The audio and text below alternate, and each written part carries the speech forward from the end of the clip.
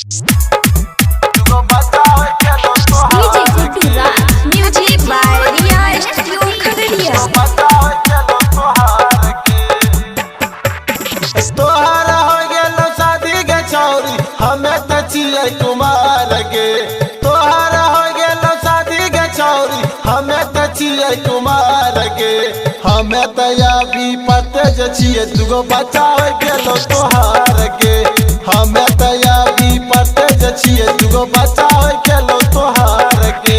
तोहरा हो गेलो शादी के छौरी हमें त छियै कुमार के। तोहरा हो गेलो शादी के छौरी हमें त छियै कुमार के। हमें त अभी पते जे छियै दुगो बच्चा हो गेलो तोहार के।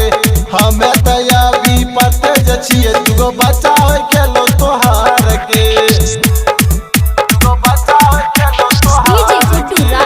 लखनपुर महेश पति। दुगो बच्चा हो गेलो तोहार के। पहले रही पातर चितर गेली चिकनाई के।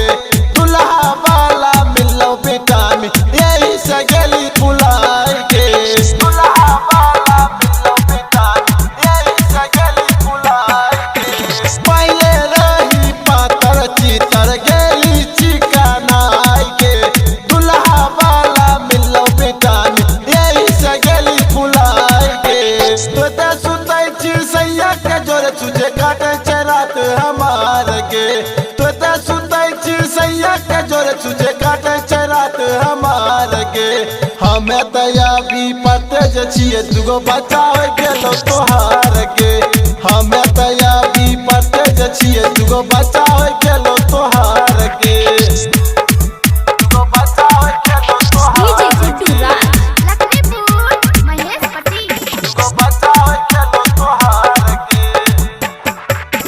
राइटर रूपेश के संग में गेला तोय वजराई के। सोना लपिया सिले तोय कर ले नहीं उपाय के। सोना लपिया सिले तोय कर ले नहीं उपाय के। संजीव सुनेला संग में गेला तोय वजराई के। सोना लपिया सिले तोय कर ले नहीं उपाय के। मन में जे तोरा लगलो न लाज ते में न लगलो विचार गे। मन में जे तोरा लगलो न लाज ते में न लगलो विचार गे। हमें त अभी पते जे छियै दुगो बच्चा हो गेलो तोहार के। हमें त अभी पते जे छियै दुगो बच्चा हो गेलो तोहार के। तोहरा हो गेलो शादी के छौरी हमें त छियै कुमार के। तोहरा हो गेलो शादी के छौरी हमें त छियै कुमार के। हमें त अभी पते जे छियै दुगो बच्चा हो गेलो तोहार के। हमें त अभी पते जे छियै दुगो बच्चा हो गेलो तोहार के। Recording by Riya Studio Khagadiya, Bhadash।